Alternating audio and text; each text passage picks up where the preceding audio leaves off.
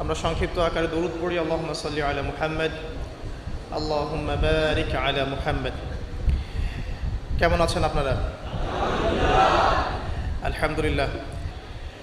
সূরাতুল বাকারা এর 29 নম্বর আয়াতে আল্লাহ রাব্বুল আলামিন যা বলতে যাচ্ছেন তা হলো যে কিভাবে আমরা আল্লাহকে অস্বীকার করতে পারি, কিভাবে আমরা আল্লাহ রাব্বুল আলামিনকে অস্বীকার করতে পারি, তার অবাধ্য হতে পারি যখন আমরা ছিলাম মৃত। মানে আল্লাহ রাব্বুল আলামিন আগে সৃষ্টি করেছেন মৃত্যু, তারপরে জীবন।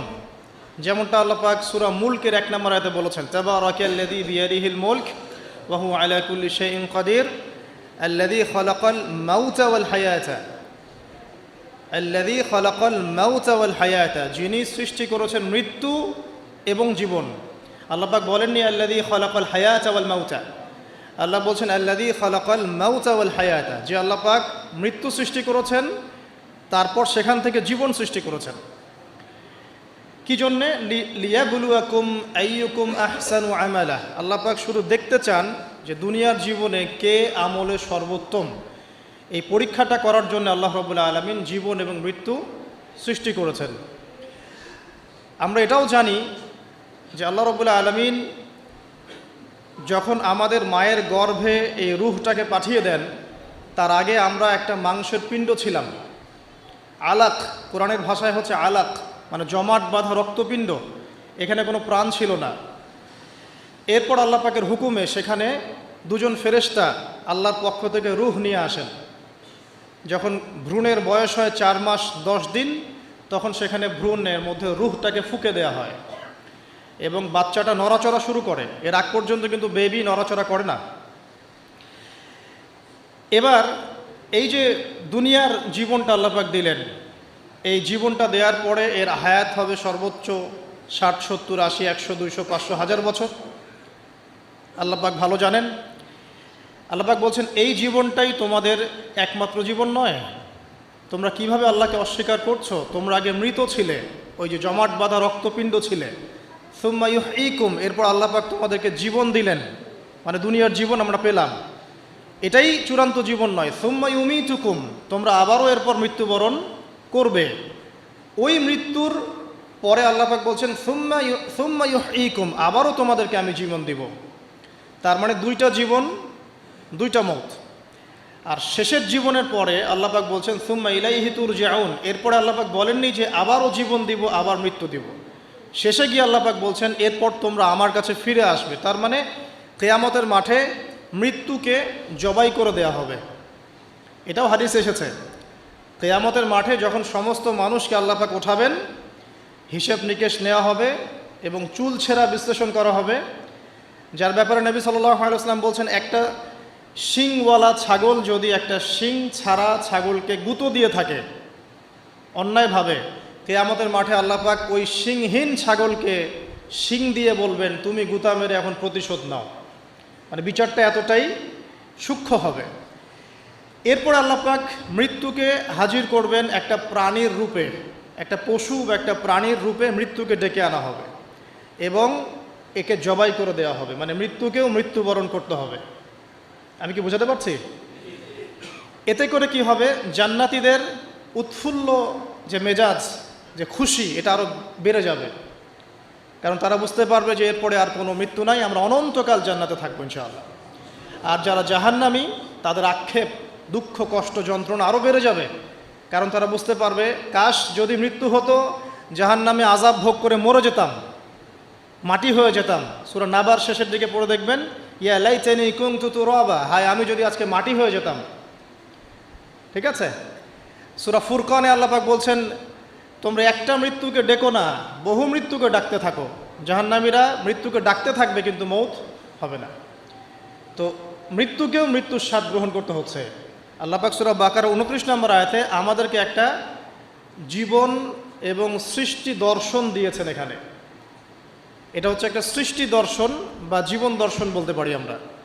কি সেটা? যে আমরা এখানে কেউ চিরস্থায়ী নই, আমরা একসময় পৃথিবীতে ছিলাম না, একসময় থাকবো না, মাঝখানে একটা সংক্ষিপ্ত সময় আমাদের হাতে আছে। এই সময়টুকুর মধ্যে আমাদের আসবে শৈশব, আমাদের কৈশোর, আমাদের যৌবন, আমাদের বার্ধক্য। এই সময়টুকুর মধ্যেই আমাদের পড়াশোনা, আমাদের রুজি রোজগার, আমাদের পরিবার, আমাদের ব্যবসা বাণিজ্য, আমাদের ইলমি অঙ্গন, আমাদের মুআমালাত, ঠিক আছে, আমাদের আমলের জিন্দেগি, এই সব কিছু এই সময়টুকুর মধ্যেই। লিনাবলুয়াকুম আইয়ুকুম আহসানু আমালা, আল্লাহ পাক এই সময়ের মধ্যে আমাদেরকে একটা পরীক্ষা করছেন যে আমরা আমলের দিক থেকে কে সর্বোত্তম হতে পারে। এই আয়াতটাও খেয়াল করবেন, আল্লাহ পাক বলেননি যে আমলে কে ভালো, আল্লাহ পাক বলছেন লিনাবলুয়াকুম আইয়ুকুম আহসানু আমালা। আল্লাহ পাক বলছেন আমি দেখতে চাই আমলের শ্রেষ্ঠটাকে। যারা আরবি ব্যাকরণ বোঝেন তারা বুঝবেন, হাসান মানে হচ্ছে উত্তম, আহসান মানে সবচেয়ে উত্তম।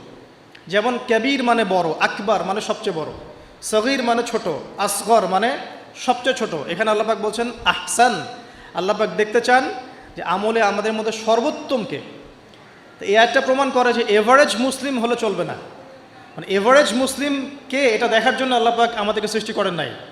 আল্লাহ পাক দেখতে চান আমাদের মধ্যে বেস্টকে, সবচেয়ে ভালোটাকে।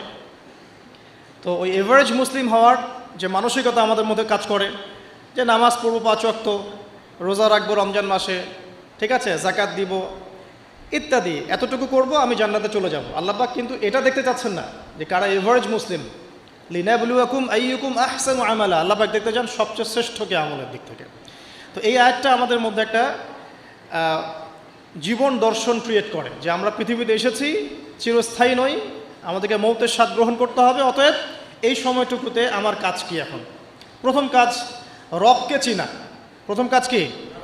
রবকে চেনা। তো রবকে চেনার জন্য আল্লাহ পাক কি দিয়েছেন? কোরআন কথা বলুক, আমরা কথা বলার চাইতে কোরআনই কথা বলুক, কোরআনকে বলতে দেন। কোরআন বলছে বিসমিল্লাহির রহমানির রহিম, তোমার রবকে, মান রব্বুক, কুল হুয়াল্লাহু আহাদ, তোমার রব সেই আল্লাহ যিনি হচ্ছেন কি? এক, যিনি এক, লা শারীকা লাহ, তার কোনো শরীক নাই, ওয়া বিযালিকা উমিরতু, এবং এই আল্লাহ পাকের সাথে শরীক সাব্যস্ত না করে তার ইবাদত করার জন্য আল্লাহ পাক নবী রসুলদেরকে আদেশ করেছেন, ঠিক আছে। আল্লাহুস সামাদ, আল্লাহ পাক অমুখপেক্ষী। অমুখপেক্ষী মানে কি? পুরো মহাবিশ্বের আল্লাহকে প্রয়োজন আছে, মহাবিশ্বের আল্লাহর কোনো প্রয়োজন নাই। আমি কি বুঝতে পারছি? পুরো মহাবিশ্বের এক আল্লাহকে প্রয়োজন আছে। মহাবিশ্বের প্রতিটা সৃষ্টি আল্লাহর মুখপেক্ষী, কিন্তু আল্লাহ পাক কারো মুখপেক্ষী নন। যদি এই মহাবিশ্বের সমস্ত মাখলুক মিলে সেজদায় পড়ে যায়, আল্লাহ পাকের যে ইজ্জত, যে সম্মান, এটার এক চুল বাড়বেও না কমবেও না। আল্লাহ পাকের ইজ্জত যেমন, সম্মান যেমন, তেমনই থাকবে। একইভাবে পুরো মহাবিশ্বের সমস্ত মানুষ যদি আল্লাহর সাথে কুফরি করে, আল্লাহর বিধানের পরোয়া করে না, আল্লাহ পাকের হুকুম আহকামের পরোয়া করে না, আল্লাহর ইজ্জত, সম্মান, ক্ষমতার যাররা পরিমাণও কমে যাবে না। পুরো মহাবিশ্বের সমস্ত মাখলুক যদি একত্রিত হয়ে আল্লাহর কাছে চায় যে আল্লাহ আমাকে এইটা দাও, আমাকে ওইটা দাও, আমার এটা দরকার, আমার ওইটা দরকার, আল্লাহ পাক সবার চাহিদা যদি পূরণ করে দেন, আল্লাহর খাজানা থেকে যাররা পরিমাণ কমে যাবে না। তো আল্লাহুস সামাদ মানে এটা, আল্লাহ পাক অমুখপেক্ষী। লাম ইয়ালিদ ওয়া লাম ইউলাদ, তিনি কাউকে জন্মও দেননি, কারো কাছ থেকে তিনি জন্মও নেননি। এই যে এখন একটা প্রশ্ন, এখন তো মুক্ত চিন্তার নামে আমরা নাস্তিকতাকে প্রমোট করছি আর কি, হ্যাঁ, বাক স্বাধীনতার নামে, যে কি আল্লাহকে কে সৃষ্টি করলো? আল্লাহ যদি সব সৃষ্টি করে থাকে, নাউজুবিল্লাহ, আল্লাহকে কে সৃষ্টি করলো? আল্লাহকে যদি কেউ সৃষ্টি করে থাকে তাহলে সে তো আল্লাহর স্রষ্টা হয়ে যাবে, তাই নয় কি? নাউজুবিল্লাহ। তাহলে এভাবে পিছনে যেতে যেতে তো একটা জায়গায় শেষ হতে হবে। একটা, আমরা যখন ফিলোসফি পড়েছিলাম, একটা তত্ত্ব ছিল, তার নাম হচ্ছে কার্যকারণ তত্ত্ব। কার্যকারণ তত্ত্ব মানে হচ্ছে প্রত্যেকটা কাজের পিছনে একটা কারণ থাকে, ঠিক আছে। এই যে ব্যথা হচ্ছে কেন? কোন একটা কারণ আছে। জ্বর কেন? একটা ভাইরাস আছে। মানে প্রত্যেকটা বিষয়ের পিছনে একটা কারণ আছে। তো এই কারণ যদি আপনি সার্চ করতে যান, এটা কেন? এই কারণে। ওইটা কেন? এই কারণে। ওইটা কেন? ওই কারণে। এই করতে করতে করতে আপনাকে একটা জায়গায় গিয়ে থামতে হবে। আর সেই মহান সত্তার নাম কি? আল্লাহ। এটা আমরা বিশ্বাস করি। এখন আপনি যতই প্রশ্ন করেন এভাবে, আপনি কোনো কুল কিনারা পাবেন না। এই জন্য নবী সাল্লাল্লাহু আলাইহি ওয়াসাল্লাম বলেছেন, যখনই তোমাদের মধ্যে এই চিন্তা আসবে যে আল্লাহ পাক সব কিছু সৃষ্টি করেছেন, তাকে আবার কে সৃষ্টি করলো, তখন আউযু বিল্লাহি মিনাশ শাইতানির রাজিম পরে বাম দিকে 3 বার থুতু ফেলবে। তাহলে শয়তানের ওয়াসওয়াসা তোমার মধ্য থেকে কেটে যাবে, কারণ শয়তান এই চিন্তাটা তোমার মধ্যে দিয়েছে। যেই শয়তান এই চিন্তা আপনার মধ্যে দিয়েছে, ওই শয়তান কিন্তু নাস্তিক নয়। আমি কোরআন থেকে প্রমাণ করছি, শয়তান কিন্তু আস্তিক। যখন শয়তানকে বের করে দেওয়া হচ্ছে জান্নাত থেকে, ওই যে সেজদা না করার কারণে, শয়তান বলেছে রব্বি আনজিরনি ইলা ইয়াউমি ইউবআসুন। শয়তান আল্লাহকে বলছে রব্বি, হে আমার রব, আনজিরনি, আমাকে অবকাশ দিন, ইলা ইয়াউমি ইউবআসুন, সেই দিন পর্যন্ত যেদিন সবাইকে পুনরুত্থিত করা হবে। মানে এখানে শয়তান আল্লাহকে রব বলে ডাকছে, বুঝতে পারছেন না? শয়তান আল্লাহকে বলছেন রব্বি, হে আমার রব। তাহলে শয়তান কি আস্তিক না নাস্তিক? অথচ শয়তান পৃথিবীতে এসে চ্যালেঞ্জ নিয়েছে যে সে পুরো মানব জাতিকে জাহান্নামে নিয়ে যাবে। আর আল্লাহ পাক বলছেন আমার মুখলেস বান্দাদের তুমি কোনো ক্ষতি করতে পারবে না। আবার শয়তান চ্যালেঞ্জ করছে আমি ডান দিক থেকে আসবো, বাম দিক থেকে আসবো, সামন থেকে আসবো, পিছন থেকে আসবো, ওয়ালা তাজিদু আকসারহুম শাকিরিন, আল্লাহ আপনি বেশিরভাগকেই শুকরগুজার পাবেন না। যেটার বাস্তব প্রতিফলন আমরা এখন দেখছি। বেশিরভাগ মানুষ নামাজ পড়ে না, বেশিরভাগ দেখবেন রোজা রাখে না, বেশিরভাগই দেখবেন কোরআন পড়তে জানে না, ম্যাক্সিমাম সুদ খাচ্ছে, ম্যাক্সিমাম জেনা করে, মেজরিটি সংখ্যক মানুষ কিন্তু আল্লাহর বিধানের পরোয়া করছে না। অল্প কিছু মানুষই আল্লাহর বিধানের পরোয়া করছে। এই কথাও আল্লাহ কোরআনে বলেছেন ওয়া কলিলুম মিন ইবাদিয়াশ শাকুর, আমার শুকরগুজার বান্দার পরিমাণ হবে কি খুব কম। এমনকি নবী সাল্লাল্লাহু আলাইহি ওয়াসাল্লাম হাদিসে বলেছেন যে আমার উম্মতের মধ্যেই ৭৩টা দল হয়ে যাবে। কয়টা? তার মধ্যে ৭২টা দল জাহান্নামে যাবে, নাউযুবিল্লাহ। আর মাত্র একটা দল যাবে জান্নাতে, যার ব্যাপারে নবীজি বলছেন মা আনা আলাইহি ওয়া আসহাবি, আমি যার উপরে আছি এবং আমার সাহাবীরা যার উপরে আছে। মানে পৃথিবীর যে কোনো জায়গার মানুষ, যে কোনো দেশ, যে কোনো ভাষা, যে কোনো রং বর্ণ ইত্যাদি, তার ঈমান, তার আকীদা, তার আমল যদি নবী এবং সাহাবীদের সাথে মিলে যায়, ইনশাআল্লাহ তাআলা সে জান্নাতে যাবে। এটার জন্যে একটা দল খুলে সবাইকে ওই দলের ফর্ম পূরণ করতে হবে জরুরি না।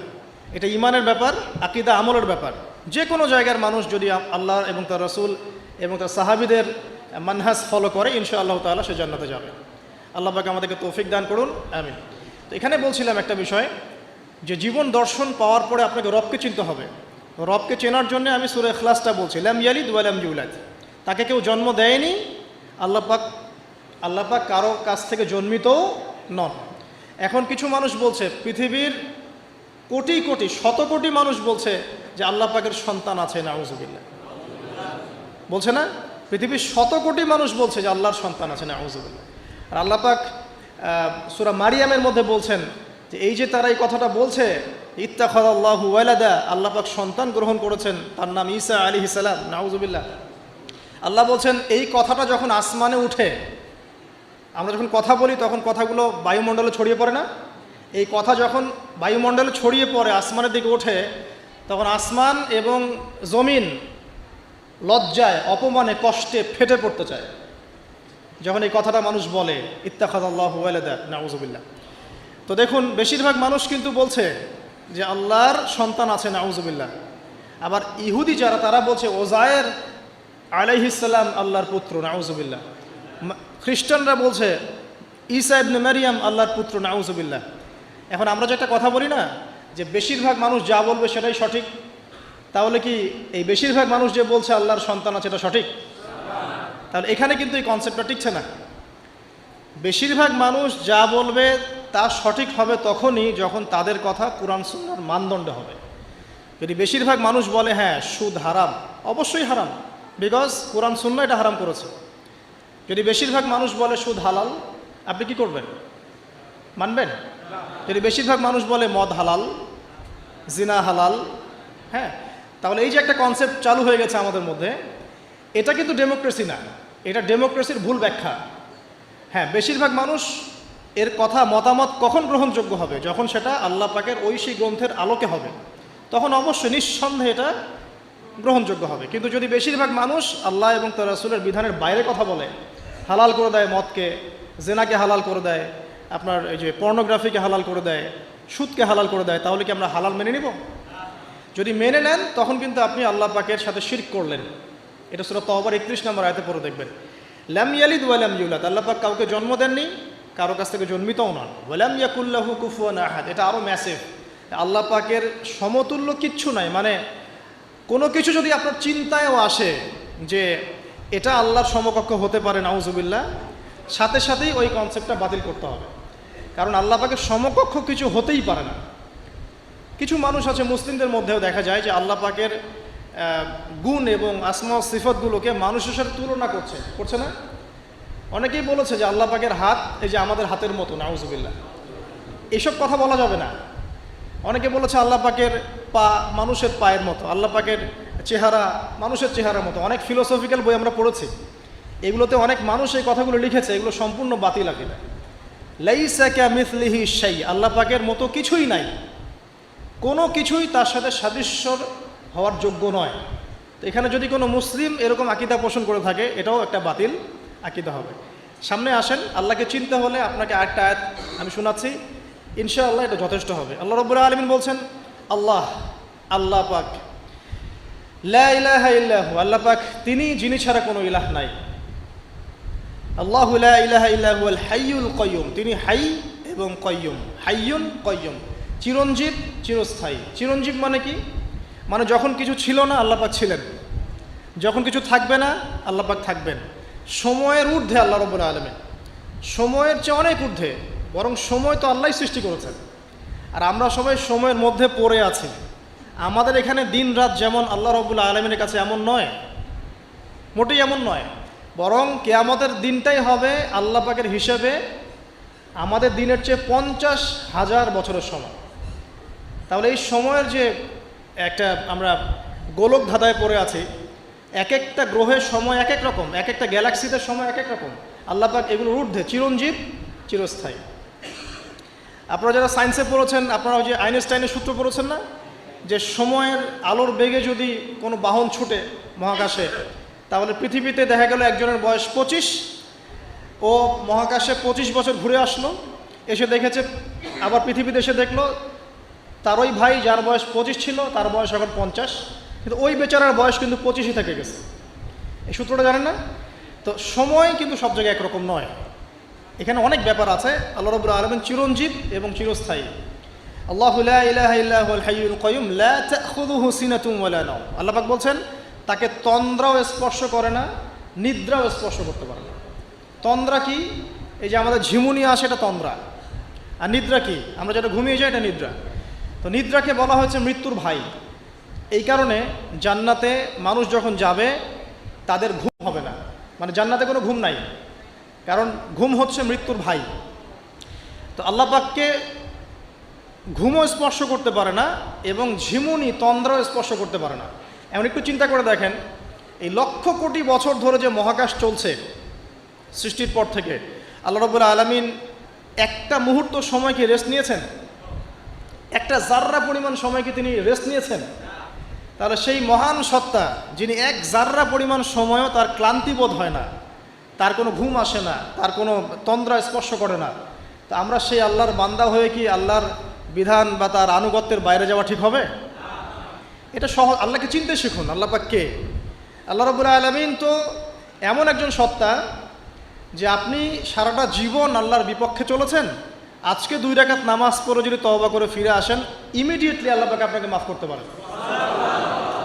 আবার আপনি সারা জীবন ভালো কাজ করেছেন, শেষে গিয়ে এমন একটা কথা বললেন, এমন একটা কাজ করলেন, হতে পারে সেই কাজের জন্য আল্লাহ না করুক আপনার জাহান্নামের ফয়সালা হয়ে যেতে পারে। নাউজুবিল্লাহ। তো আল্লাহকে চিনতে শিখুন। তিনি আর রাজ্জাক, আপনার রিজিক দেন, জন্ম দিয়েছেন, সৃষ্টি করেছেন, পরিণত করেছেন, আমাদেরকে আকৃতি দিয়েছেন, আমাদের জান, আমাদের মাল, আমাদের ইজ্জত সম্মান, পরিবার, প্রতিপত্তি, সব কিছুর মালিককে? সব কিছুর মালিক আল্লাহ রাব্বুল আলামিন। এই কনসেপ্ট যার মনে ক্লিয়ার, ইনশাআল্লাহ তাআলা তার মনে লা ইলাহা ইল্লাল্লাহ ঠিক আছে। আর যার মনের মধ্যে লা ইলাহা ইল্লাল্লাহ ঠিক আছে, ইনশাআল্লাহ সে একদিন না একদিন জান্নাতে যাবে ইনশাআল্লাহ। আসুন সামনে যাই। লা তাখুযুহু সিনাতুন ওয়ালা নাওম লাহু মা ফিস সামাওয়াতি ওয়া মা ফিল আরদ। আসমান সমূহ, এখানে আসমান একটা আসমান বলা হয়নি, পুরো আসমান সমূহ এবং এই জমিনে যা কিছু আছে সব কিছু কার? আল্লাহ। আসমান সমূহটা বোঝেন। একদিন বলেছিলাম একটা এক্সাম্পল, যে এই পুরো মহাবিশ্বে পৃথিবীর অবস্থানটা কতটুকু। একটা সমুদ্রের কিনারায় যখন আপনি হাঁটবেন, বা আপনাদের যে এখানে কি নদী আছে, বালাসী, আচ্ছা, ওই চরের মধ্যেই মনে করেন আপনি হাঁটছেন, ওই চরের মধ্যে একটা বালুর কণার কি পরিমাণ দাম আছে বা কি পরিমাণ অবস্থান আছে? খুব বড় অবস্থান না? অবস্থানই নাই। এই পুরো মহাবিশ্বে পৃথিবীর অবস্থান তার চাইতেও কম। এই যে সৌরজগৎ দেখছেন, এই সৌরজগতের মধ্যে হাজারটা সৌরজগৎ মিলে একটা গ্যালাক্সি হয়, আর এই হাজার হাজার গ্যালাক্সি মিলে একটা আসমান হয়। এরকম করে 7 আসমান, তার উপরে কুরসি, তার উপরে মহাসাগর, তার উপরে আরশ, তার উপরে আল্লাহ রাব্বুল আলামিন। তাহলে চিন্তা করেন যে পৃথিবীতে আমরা কতটুকু অবস্থান নিয়ে আছি। তো এই সমস্ত কিছু কার সৃষ্টি? আল্লাহ রাব্বুল আলামিনের। এখন সামনে আসেন, লাহু মা ফিস সামাওয়াতি ওয়া মা ফিল আরদ মান যাল্লাযী ইয়াশফাউ ইনদাহু ইল্লা বিইذনিহি। যার এত ক্ষমতা, যে আল্লাহ পাকের এত ক্ষমতা, আল্লাহ পাক বলছেন কে আছে যে তার অনুমতি ছাড়া আল্লাহর সামনে সুপারিশ করতে পারে? এখান থেকে আমাদের আকীদার পরিষ্কার হওয়া দরকার আছে না? আমরা তো অনেক সময় মনে করি যে পীর সাহেব ধরেছি বাস জান্নাতে চলে যাব, নাকি? আমল করার দরকার নাই, বায়াত হয়েছি বাস জান্নাতে চলে যাব, আমার আমলের দরকার নাই। এত সহজ না। আল্লাহ পাক বলছেন কে আছে যে আমার কাছে সুপারিশ করবে আমার অনুমতি ছাড়া? আল্লাহ পাকের অনুমতি না পেয়ে কেউ এই কাজ করতে পারবে না। আমরা জানি না রাসূল সাল্লাল্লাহু আলাইহি ওয়াসাল্লাম উম্মতের জন্য সুপারিশ করবেন। হ্যাঁ, শহীদগণ সুপারিশ করবে, এই যে হাফেজে কোরআন, আলেম, অনেক মানুষ, অনেক শ্রেণীর মানুষকে আল্লাহ পাক সুপারিশ করার এখতিয়ার দিবেন। কেন দিবেন? বিকজ আল্লাহ পাক তাদের আমলে সন্তুষ্ট এবং আল্লাহ পাক তাদেরকে সম্মানিত করবেন সবার উপরে। মনে করেন এখানে অনেক মানুষ আছে, এর মধ্যে একজনকে আপনি সবচেয়ে বেশি পছন্দ করেন, সে আপনাকে সন্তুষ্ট করেছে, তাকে সম্মানিত করতে চাচ্ছেন আপনি। এখন তাকে ডেকে নিয়ে আসলেন সবার সামনে, এনে আপনি যে ফুলের তোড়া উপহার দিলেন, মানে আপনি তাকে ভালোবাসেন, তাকে সম্মান করেন। এখন সে আপনাকে যদি কিছু বলে যে আমার অমুক ভাই আছে, সেও মাশাআল্লাহ পথে চেষ্টা করছে, আপনি তাকে একটু সুযোগ দেন, তখন আপনি কিন্তু ওকে সুযোগ দিবেন। এইটা সুপারিশ। মানে বিষয়টা হচ্ছে যে যখন আল্লাহ রাব্বুল আলামিন কিছু মানুষের উপর সন্তুষ্ট হবেন, তখন গিয়ে আল্লাহ রাব্বুল আলামিন তাদেরকে সুপারিশ করার এখতিয়ার দিবেন। কিন্তু আল্লাহ পাকের অনুমতি ব্যতীত এই কাজটা কেউ করতে পারবে না। এটা আমাদের কনসেপ্ট ক্লিয়ার থাকা উচিত। মান যাল্লাযী ইয়াশফাউ ইনদাহু ইল্লা বিইذনিহি ইয়ালামু মা বাইনা আইদিহিম ওয়া মা খালফাহুম। আল্লাহ পাক সেই সত্তা, আপনার রব সেই সত্তা যিনি সামনের এবং পিছনের খবর জানেন, মানে অতীত, বর্তমান, ভবিষ্যৎ সব জানেন। আদম আলাইহিস সালাম সৃষ্টি হওয়ার প্রথম দিন কি খেয়েছেন আল্লাহ পাক এখন জানেন। কথা বুঝতে পারছেন না? আমরা জানি? কোনো ইতিহাসের বই আমাদেরকে সলিউশন দিতে পারবে?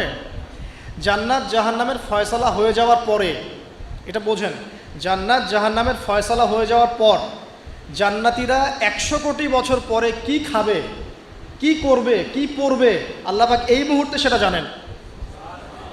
ঠিক একইভাবে জাহান্নামীরা জাহান্নামে যাওয়ার 100 কোটি বছর পর তাদের কি আযাব হবে, কি পানিশমেন্ট দেওয়া হবে, ওদের অবস্থা কি হবে, আল্লাহ পাক এখনই সেটা দেখতে পারেন।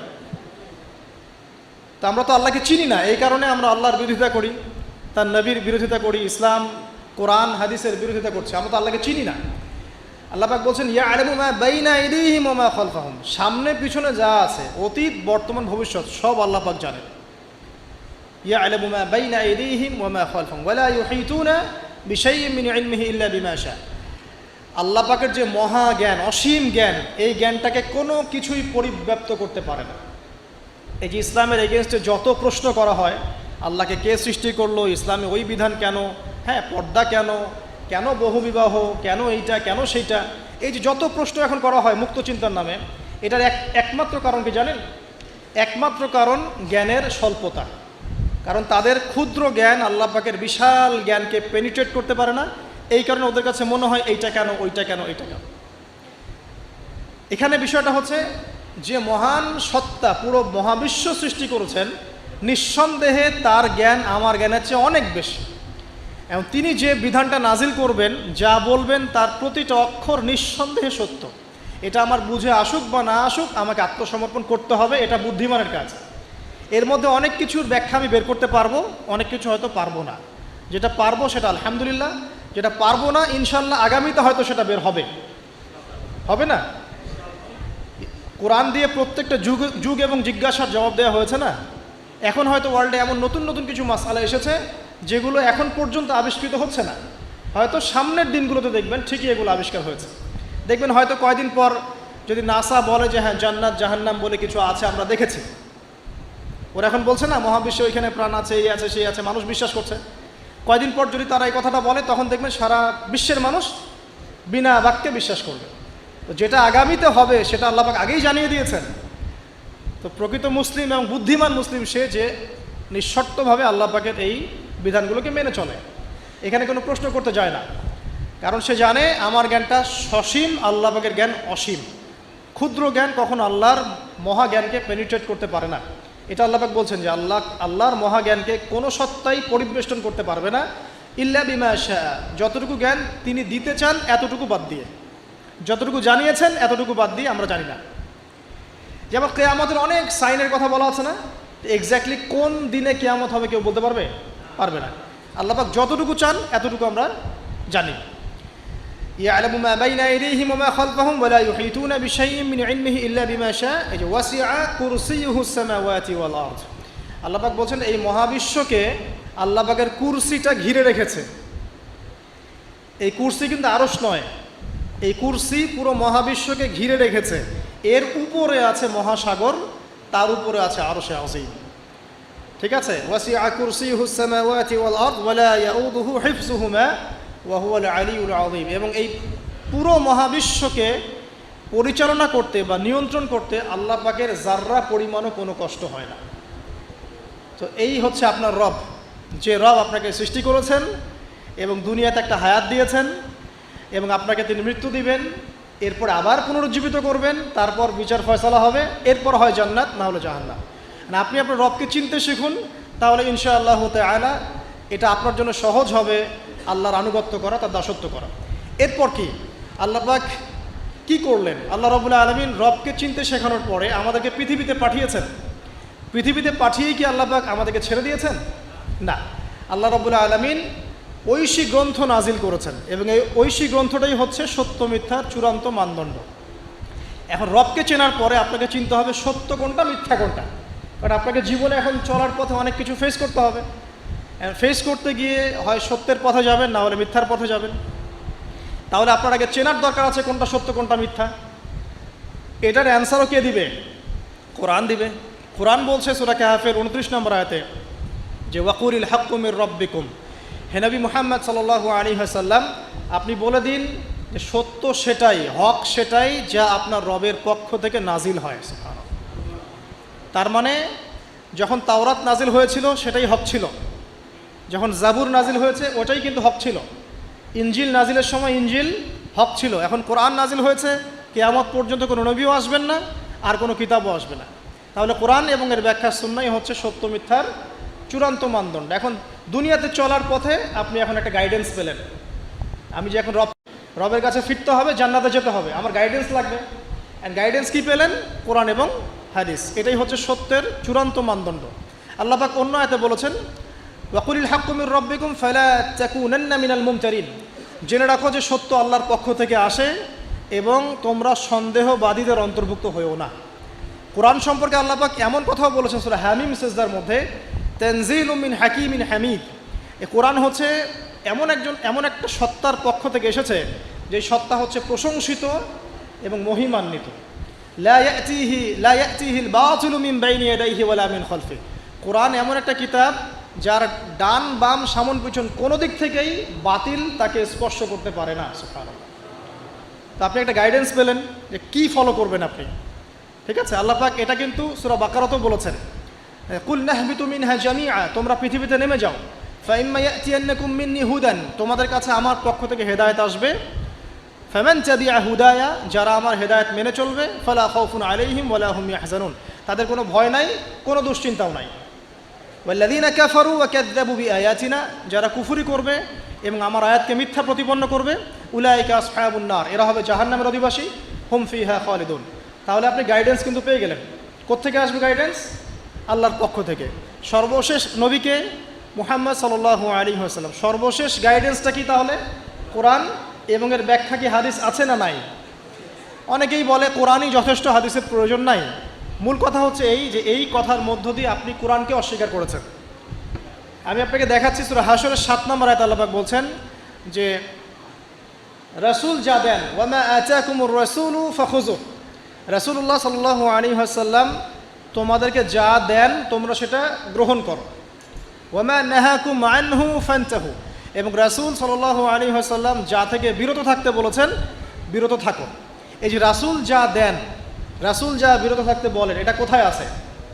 হাদিসে। তাহলে আপনি যদি হাদিস না মানেন তাহলে কোরআনের এই আয়াতটি ফলো করতে পারছেন না।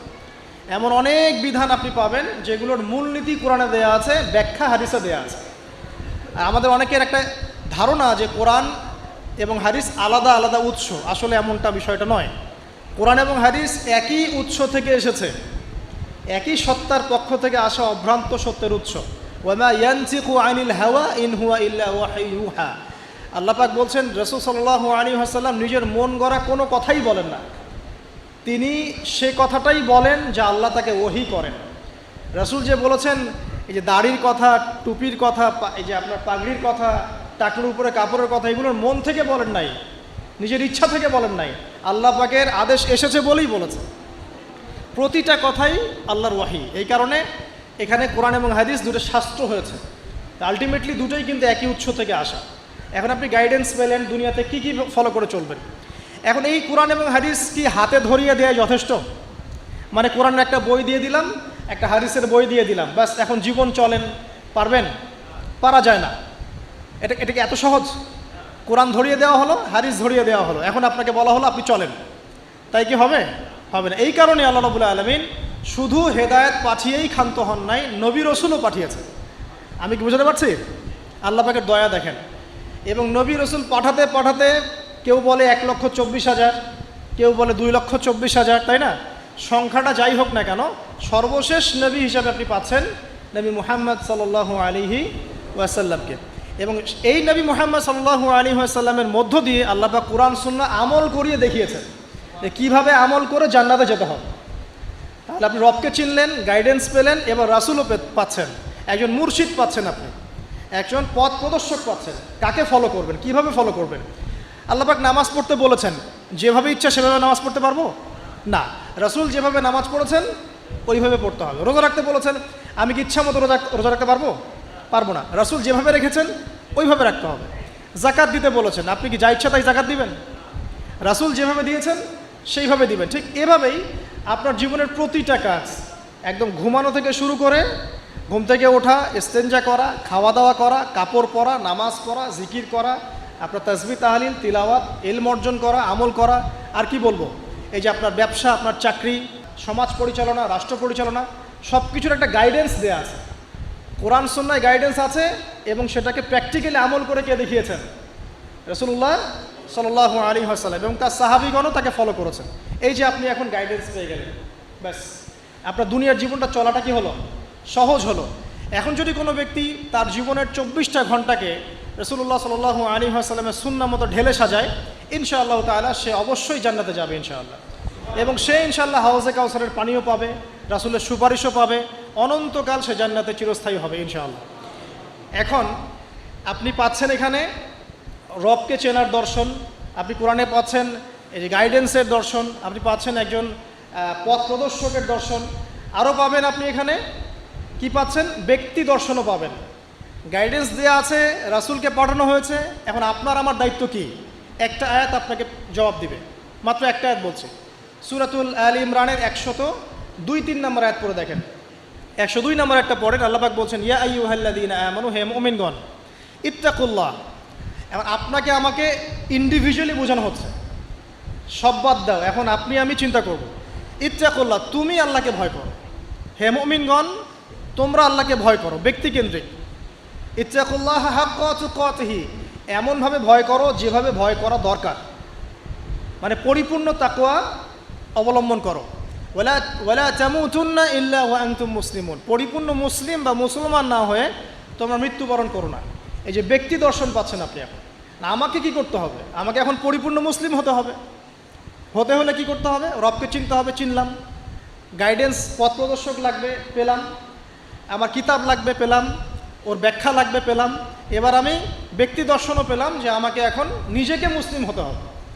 মানুষের কথা পরে, আমার পরিবার পরে, আমার রাষ্ট্র পরে, আমার সমাজ পরে, আগে আমি, সবার আগে আমি নিজে। কারণ আমাকে আমার রবকে ফেস করতে হবে একা একা। আল্লাহ পাক সূরা মারিয়ামে বলেছেন, এই পৃথিবীতে যত মানুষ আছে এরা সবাই একা একা একজন একজন করে আল্লাহর কাছে হিসাব দিবে। একসাথে 10 জনের হিসাব দিবে না। চিন্তা করতে পারেন পৃথিবীতে কত কোটি মানুষ চলে গেছে, আর কত কোটি মানুষ আছে, আর কত কোটি মানুষ আসবে। সবার হিসেব হবে একা একা, একজন একজন করে। এবং তাদের মাঝখানে কোনো দোভাষীও থাকবে না। ভাষা বুঝি না এমনও না, তারা ভাষা বুঝবে। এই জন্য আমরা বলি যে মানুষের মৌতের সাথে সাথেই ভাষা কি হয়ে যাবে? আরবি, জি। এই জন্যে জীবন থাকতে আরবিটা শেখেন। আরবিটা শিখলে কোরআন জানতে পারবেন, বুঝতে পারবেন। আল্লাহ পাক তৌফিক দান করুন, আমিন। তো দেখুন, প্রথমে ব্যক্তির কথা বলা হচ্ছে, সব কিছু বাদ দেন। ইয়া আইয়ুহাল্লাযীনা আমানু, হে মুমিনগণ, তোমরা আগে নিজেদের নফসের খবর নাও, ঠিক আছে? ইত্তাকুল্লাহ, আল্লাহকে ভয় করো, হাক্কা তুকাতিহি, ভয় করার মতো ভয় করো। ওয়ালা তামুতুন্না ইল্লা ওয়া আনতুম মুসলিমুন, পরিপূর্ণ মুসলিম না হয়ে মৃত্যুবরণ করো না। এখন পরিপূর্ণ মুসলিম হতে হলে আমার কি করতে হবে? এক কথা, সহজ কথা, কোরআন এবং হাদিসে যা আছে মেনে চলতে হবে এবং রাসূলুল্লাহ সাল্লাল্লাহু আলাইহি ওয়াসাল্লামের আদর্শ ফলো করতে হবে। এটা ফলো করতে গিয়ে যদি আমি হোঁচট খাই, পড়ে যাই, তাহলে কি হবে? আবার উঠবেন, আবার ওযু করবেন, আবার নামাজে দাঁড়াবেন, তওবা করবেন। জীবনের একটা পর্যায় পর্যন্ত মনে করেন আপনি হেদায়েতের পথে ছিলেন না, কি করবেন? আজই তওবা করে ফিরে আসবেন। আল্লাহকে বলবেন, আল্লাহ, যা নামাজ কাজা করেছি, যা রোজা কাজা করেছি, আল্লাহ মাফ করে দাও। আগামী দিনগুলোতে ইনশাআল্লাহ আমি নামাজ রোজা কাজা করব না। আগামী দিনগুলোতে মৃত্যু পর্যন্ত আমি কোরআন সুন্নাহ মেনে চলবো ইনশাআল্লাহ। তওবা করে ফিরে আসেন। ব্যক্তি ভালো হলে পরিবার ভালো হবে না? পরিবারগুলো ভালো হয়ে গেলে সমাজটা ভালো হবে না ইনশাআল্লাহ? আর এই রাষ্ট্রটা কি সমাজের বাইরে না ভিতরে? সমাজ নিয়ে রাষ্ট্র হয় না রাষ্ট্র নিয়ে সমাজ হয়? রাষ্ট্রবিজ্ঞান পড়েন, সমাজবিজ্ঞান পড়েন, সমাজ নিয়েই কিন্তু রাষ্ট্র। আগে কিন্তু এই বর্তমান সময়কার এই গ্লোবাল রাষ্ট্রের কাঠামোটা ছিল না। কিন্তু প্রাচীন গ্রিকের দর্শন পড়েন, ওদের ফিলোসফিগুলো পড়েন, ওখানে কিন্তু ছোট ছোট নগর রাষ্ট্র ছিল, ছোট ছোট নগর রাষ্ট্র, এগুলোই তখন রাষ্ট্রের ভিত্তি ছিল। মদিনা কি তখনকার এখনকার এরকম বড় ইউনাইটেড নেশনসের মধ্যে ছিল? ওই ছোট্ট একটা কাঠামো ছিল, ওটাই রাষ্ট্র ছিল। কোরাইশরা যে গোত্রকেন্দ্রিক থাকতো, ওইটাই ছিল ওই সময়কার রাষ্ট্রকেন্দ্রিক কাঠামো। তো সমাজ নিয়ে রাষ্ট্র হয়। সো এখানে আমরা যদি সমাজের মানুষ ঠিক না হয়, শুধু উপরের দিকে আঙ্গুল তুলে কোনো লাভ হবে না। কারণ এই মানুষগুলো তো আসমান থেকে টপকে পড়ে নাই, এই মানুষগুলো সমাজ থেকে উঠে আসছে। তো এই জন্য ব্যক্তির কথা আল্লাহ পাক আগে বলছেন যে তোমরা আগে নিজেরা পরিপূর্ণ মুসলমান না হয়ে মারা যেও না। আর সূরা মাইদা আল্লাহ পাক বলছেন, ইয়া আইয়ুহাল্লাযীনা আমানু, হে মুমিনগণ, আলাইকুম আনফুসাকুম, তোমরা নিজেরা নিজেদের নফসের খবর আগে নাও। লা ইয়াদুররু মান দাল্লা ইন ইহতাদাইতুম, তোমরা যদি হেদায়েতের উপর থাকো, যারা পথভ্রষ্ট হয়ে গেছে, এই পথভ্রষ্টতা তোমাদের কোনো ক্ষতি করবে না। কেউ যদি পথভ্রষ্ট হয়ে যায়, আপনার কোনো সমস্যা নেই, আপনি আগে নিজে ঠিক হন, পরে আপনি তাকে ঠিক করতে যাবেন যখন আপনি তার যোগ্য হবেন। তখন এমন জামানার কথা নবীজি বলেছেন সাল্লাল্লাহু আলাইহি ওয়াসাল্লাম, যেই জামানায় আমানত থাকবে না, সত্য মিথ্যা হয়ে যাবে, মিথ্যা সত্য হয়ে যাবে, ন্যায় অন্যায় হবে, অন্যায় ন্যায় হবে, হক বাতিল হবে, বাতিল হক হয়ে যাবে, এই জামানার কথা নবীজি বলছেন। তখন সাহাবী জিজ্ঞাসা করছেন যে ওই সময় আমি কি করব? ইয়া রাসূলুল্লাহ, নবী সাল্লাল্লাহু আলাইহি ওয়াসাল্লাম বলছেন, ওই সময় তুমি তোমার নিজের নফসের খবর নাও, তুমি নিজে ঘরে থাকো, বিনা প্রয়োজনে ঘরের বাইরে যেও না, মানুষের সাথে কম মেলামেশা করো, বেশি কথা বলতে যেও না, বাসায় থাকো এবং নিজের পাপের জন্য ক্রন্দন করতে থাকো, ইনশাআল্লাহ আল্লাহ পাক তোমাকে মাফ করে দেবে। তো ওই রকম জামানা কি এখন আসে নাই? বুঝতে পারেন না পরিবেশ পরিস্থিতি দেখে? তো এখানে আমাদের সবার আগে কর্তব্য হচ্ছে নিজেকে ঠিক করা, নিজের যত্ন নেওয়া, নিজের নফসের যত্ন নেওয়া। তারপর কি, যখন আমি পরিপূর্ণ মুসলিম হব ইনশাআল্লাহ, এরপরে আপনি চলে যাবেন আপনার শিক্ষা ক্ষেত্রে, তাই না? আপনি শিক্ষা দর্শনে যাবেন। এখানে আপনি কি শিখবেন? আমি সবসময় বলি, আপনারা যেখানে পড়াশোনা করছেন সেগুলো পড়বেন, কোনো সমস্যা নেই, কিন্তু আপনাকে কোরআন এবং হাদিসের কিছু বেসিক নলেজ অর্জন করতে হবে। এই জন্য আমি কিছু সাবজেক্টের কথা বলি, যে কোরআন আপনাকে জানতে হবে, আরবি ব্যাকরণ একটু টুকটাক পড়াশোনা করতে হবে, তাফসিরের কিছু বই পড়বেন, হাদিসের কিছু ক্লাসিক্যাল বই পড়বেন, পাশাপাশি আপনি ইসলামের ইতিহাস পড়বেন, ইসলামিক অর্থনীতি পড়বেন, হ্যাঁ, জিওপলিটিক্যাল বইগুলো পড়বেন। এভাবে সাবজেক্ট ওয়াইজ আপনি পড়াটাকে ভাগ করে নেবেন। এমন না আপনি মেডিকেল সায়েন্সের পড়া বাদ দিয়ে এসে এখানে মাদ্রাসায় ভর্তি হয়ে যাচ্ছেন। এটা সবাই এটা পারবেও না, সবার এটার প্রয়োজনও নাই। সব সেকশনেই মানুষ দরকার আছে, প্রতিটা সেকশনে ভালো মানুষের দরকার আছে। অর্থাৎ সবাইকে আলেম বক্তা দায়ী হতে হবে জরুরি না। আপনি যেখানে পড়াশোনা করছেন সেটাই করবেন, কিন্তু বেসিকটা ঠিক করবেন, কোরআন সুন্নাহর বেসিক পড়াশোনাটা করবেন। এই হলো আপনার শিক্ষা দর্শন। তাহলে আপনার শিক্ষা দর্শন হবে কি? ওহির জ্ঞানটা শিখতে হবে। ইকরা বিসমি রব্বিকাল্লাযী খলাক, আপনি পড়ুন আপনার সেই রবের নামে যিনি আপনাকে সৃষ্টি করেছেন। মানে আপনাকে সেই জ্ঞান অর্জন করতে হবে যা আপনাকে আপনার সৃষ্টিকর্তা পর্যন্ত পৌঁছায় দিবে ইনশাআল্লাহ। ঠিক আছে? এমন জ্ঞান অর্জন করতে যায়েন না যেই জ্ঞান অর্জন করলে আপনি সৃষ্টিকর্তা থেকে দূরে সরে যাবেন, এই জ্ঞান অর্জন করতে যায় না। এবার আসেন, আপনি মুসলিম হচ্ছেন, ইলম অর্জন করছেন, এবার কি লাগে? রিজিক লাগে, তাই না? খাবার দাবার চলতে হবে, পৃথিবীতে আমাকে চলতে হবে। এখন চলার জন্য আপনার রিজিক লাগবে, হয় ব্যবসা বা চাকরি বা অন্য কোনো সেক্টর। আপনাকে চলতে হবে। এখানে কি ইসলাম কোনো কথা বলে নাই? অবশ্যই বলেছে। কোরআন এখানে কি বলছে, আমাদেরকে অর্থনীতির কি দর্শন দিচ্ছে কোরআন। আল্লাহ পাক সহজ সরল কথা বলছেন যে ইয়ামহাকুল্লাহু রিবা ওয়া ইউরবিস সাদাকা। দেখো, অর্থনৈতিক জীবনে চলার ক্ষেত্রে রিবা থেকে বেঁচে থাকবে, কারণ রিবা বা সুদ তোমার সম্পদটাকে সংকুচিত করে ফেলবে, আর সদকা, দান, জাকাত এটা তোমার সম্পদকে বৃদ্ধি করতে থাকবে। কথা কি বুঝতে পারছেন? তার মানে ইসলামিক অর্থনীতি একটা ভিত্তি পেলাম, জাকাত, দান, সাদাকা, ঠিক আছে, আর রিবা থেকে দূরে থাকতে। আল্লাহ পাক আরও বলছেন যে ফাআহাল্লাল্লাহুল বাইআ ওয়া হাররামার রিবা। আল্লাহ পাক ব্যবসাকে হালাল করেছেন, রিবাকে কি করেছেন? হারাম। তার মানে আপনি একটা গাইডেন্স পেলেন, আপনাকে ব্যবসা করতে হবে, আপনাকে সুদে যাওয়া যাবে না। আপনি ব্যবসা করেন কোনো সমস্যা নাই, বাট সুদে গেলে প্রবলেম। এই ব্যাপারে আল্লাহ পাক আরও বলছেন ইয়া আইয়ুহাল্লাযীনা আমানু হে মুমিনগণ ইত্তাকুল্লাহ, আল্লাহকে ভয় করো, ওয়া যারু মা বাকিয়া মিনার রিবা, তোমরা সুদের অবশিষ্ট সব অংশগুলো ছেড়ে দাও, সুদের লভ্যাংশগুলো ছেড়ে দাও, চক্রবৃদ্ধি হারে সুদ খেও না। ওয়াইল্লাম তাফআলু, তোমরা যদি এটা না ছাড়ো তাহলে ফাযরু বিহারবি মিনাল্লাহি ওয়া রাসূলি, তাহলে আল্লাহ এবং তার রাসূলের সাথে যুদ্ধের ঘোষণা শুনে রাখো। তো এখানে আপনি জীবনে চলার পথে রিজিকের আপনি গাইডেন্স পেলেন। ব্যবসা করবেন আলহামদুলিল্লাহ, চাকরি করবেন আলহামদুলিল্লাহ, আপনি দান সাদকা করবেন, যাকাত দিবেন, এগুলো সব পারমিটেড, কিন্তু আপনি রিবায় যেতে পারবেন না, মজুদদারি, কালোবাজারি, দুর্নীতি এগুলোতে যেতে পারবেন না, এটা প্রহিবিটেড, মাপে কম দিতে পারবেন না।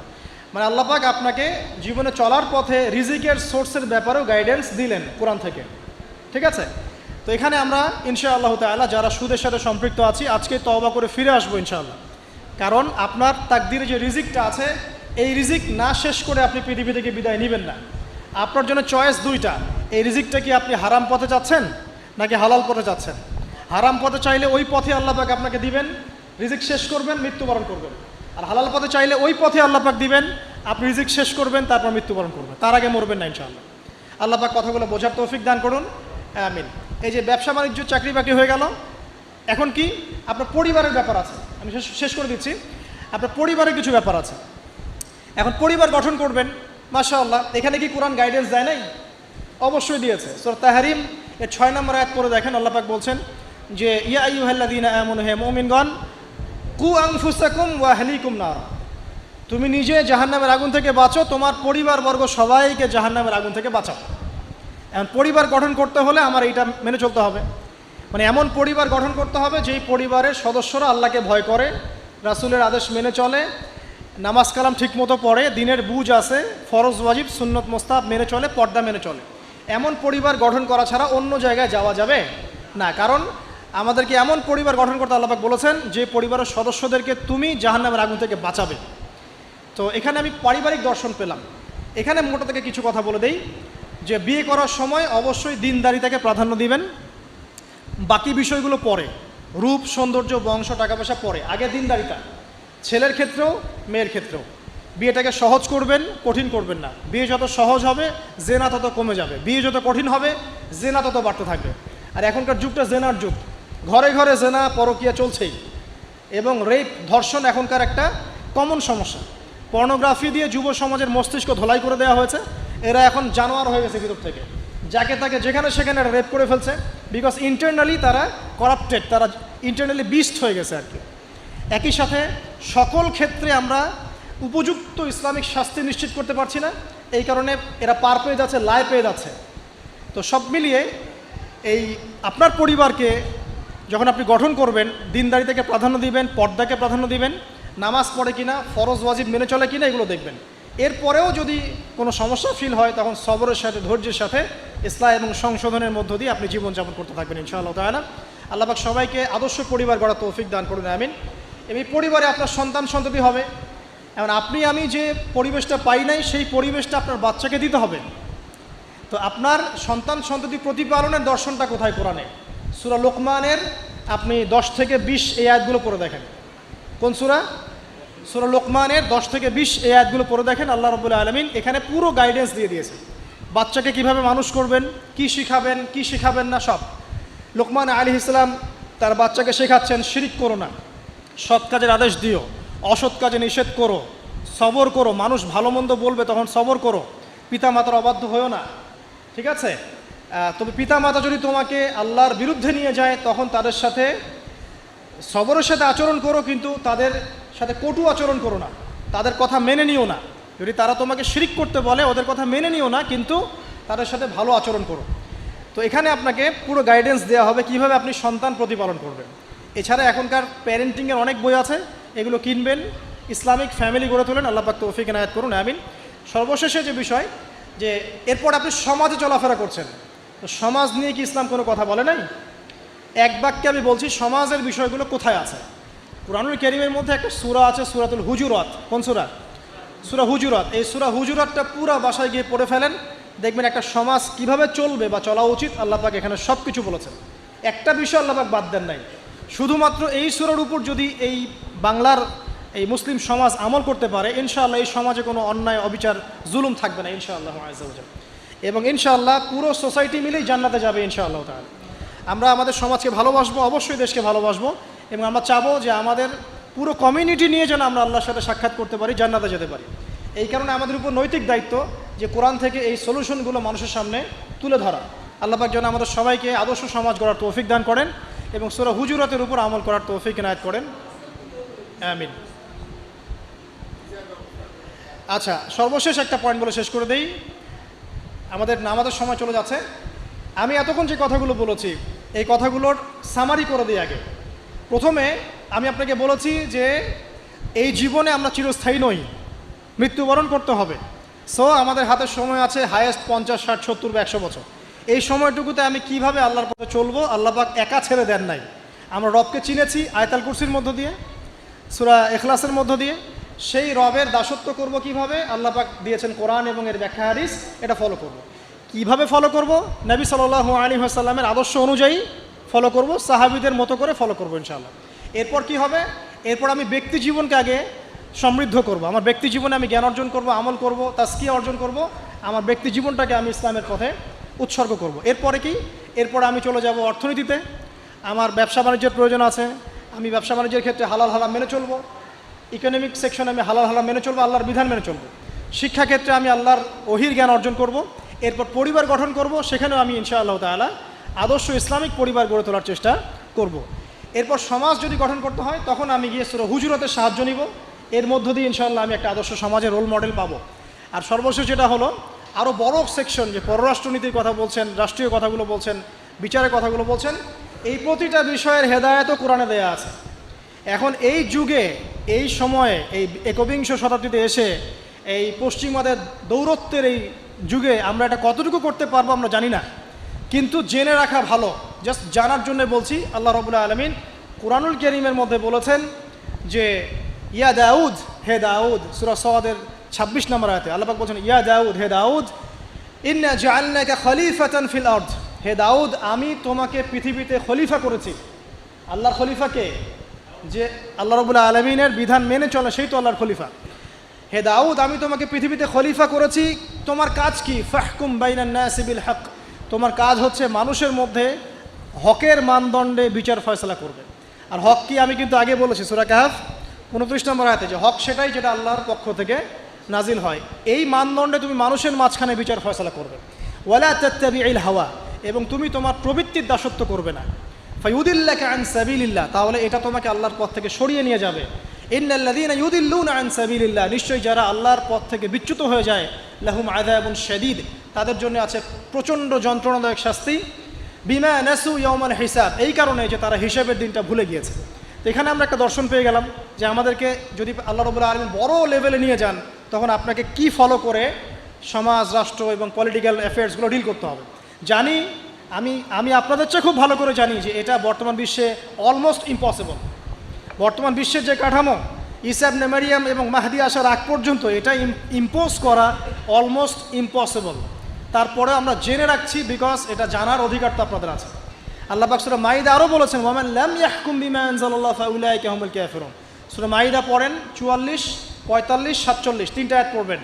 আল্লাহ পাক বলছেন, যে ব্যক্তি বা যারাই আল্লাহ পাকের নাজিলকৃত বিধান অনুযায়ী ফয়সালা করছে না, তারা জালেম, তারা ফাসেক, তারা কাফের। আল্লাহ পাক বলেছেন, আমার কথা নয়।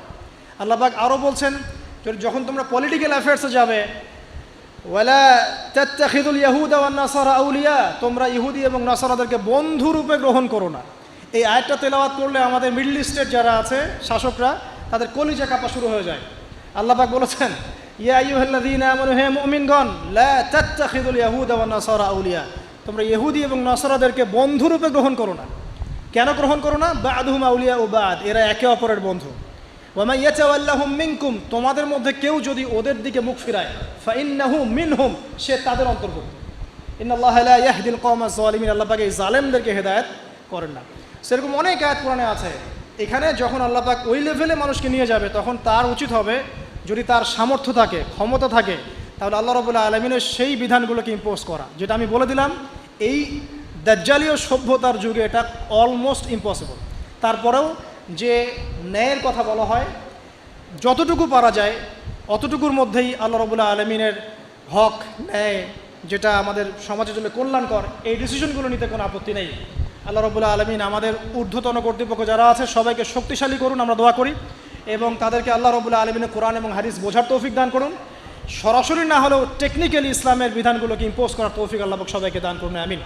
আল্লাহ রাব্বুল আলামিন আমাদের সবাইকে মাফ করে দিন। এই দুনিয়ার জীবনটা যেন আমরা আল্লাহর আনুগত্যে কাটাতে পারি, আল্লাহ পাক সে তৌফিক আমরা সবাইকে দান করুন। এবং আমরা আরও বলছি যে আল্লাহ রাব্বুল আলামিন আমাদেরকে কোরআন সুন্নাহর জ্ঞানী হওয়ার তৌফিক দান করুন, বেশি বেশি করে আমল করার তৌফিক দান করুন, আদর্শ ইসলামিক পরিবার গড়ার তৌফিক দান করুন। পাশাপাশি আমাদেরকে যা রিজিকের সমস্যায় ভুগছি, হালাল রিজিকের সোর্স যাদের জুটছে না, আল্লাহ পাক এই বেকারত্ব দূর করে দিন এবং হালাল রিজিকের পথ প্রশস্ত করে দিন, আল্লাহুম্মা আমিন। আমাদের সমাজটাকে আল্লাহ রাব্বুল আলামিন কোরআনের কাঠামোতে গড়ে তোলা তৌফিক দান করুন, এবং আল্লাহ পাক আমাদের ঊর্ধ্বতন কর্তৃপক্ষ যারা আছে সবাইকে শক্তিশালী করুন, যাতে করে তারা ইসলামের কল্যাণে কাজ করতে পারেন, আমিন। সুবহানাকা আল্লাহুম্মা বিহামদিকা আশহাদু আল্লা ইলাহা ইল্লা আনতা আস্তাগফিরুকা ওয়া আতুবু ইলাইক। আসসালামু আলাইকুম ওয়া রাহমাতুল্লাহি ওয়া বারাকাতুহু।